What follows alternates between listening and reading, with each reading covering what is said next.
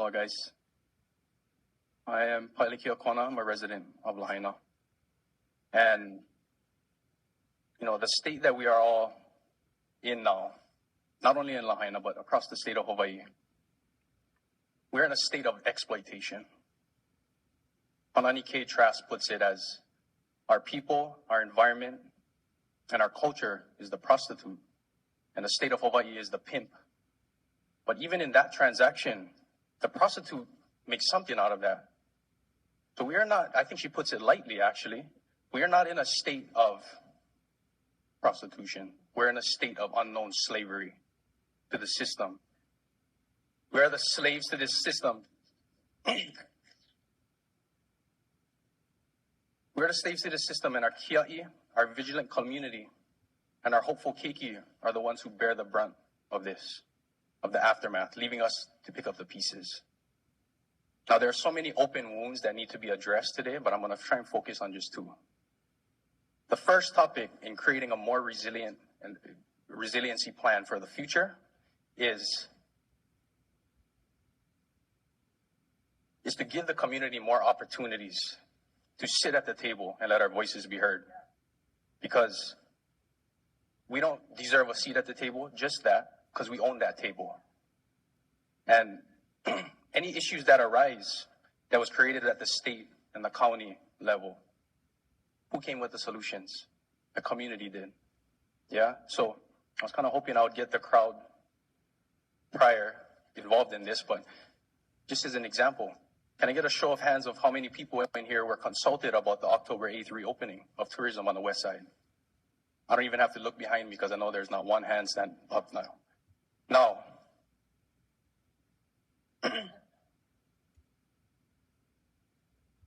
how many people in here, show of hands, who want the October 8th date to be postponed and are not ready for tourism to return to Lahaina? Okay? That being said, that's my 500 people that was here against your 200 people, Josh Green. Yeah? Spreading lies like he always has been. Secondly, I would like to touch on this our tourism industry. Now, as we look into this future, especially in Lahaina, there is a clear need for a more authentic Hawaiian experience. What has been sold, that cliche image of that has been sold to our visitors of endless sunshine, sandy beaches, and rainbows barely skims the surface of the profound richness of Hawaii and his people and his culture. That narrative is peddled. Is a cheapened ideology appealing to the masses, but there's a cost at selling cheap. We attract transient interests, missing those who'd value our true essence. We've been selling in bulk on an island where resources are finite. So it's time we shift that narrative from Hawaii being a mass destination to a place of invaluable experiences and underscoring the unique essence and the values of our island. But before we speak on tourism, because we have all of our eggs in one basket right now, we should diversify our economy first and foremost. Now, we need to incentivize regenerative tourism, tours that incorporate ideas of aloha aina.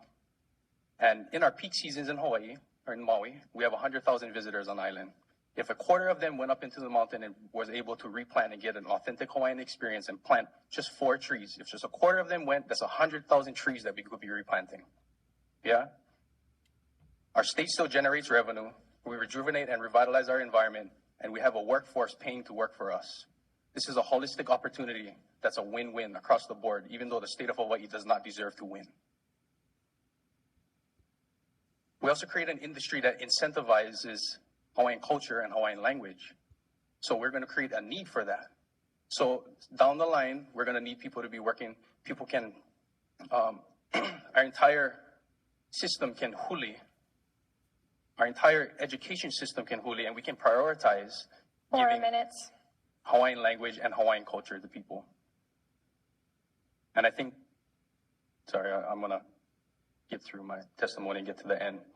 Last thing I want to share is in regards to people struggling financially. And that being basically the sole purpose of why Josh Green made his decision to open October 8th, because of finances, right? Governor Green still has $200 million in discretionary funds that he can use to support Lahaina without any legislative approval. And that's over $25,000 per family, per displaced resident in Lahaina. So that's also an option. Thank you.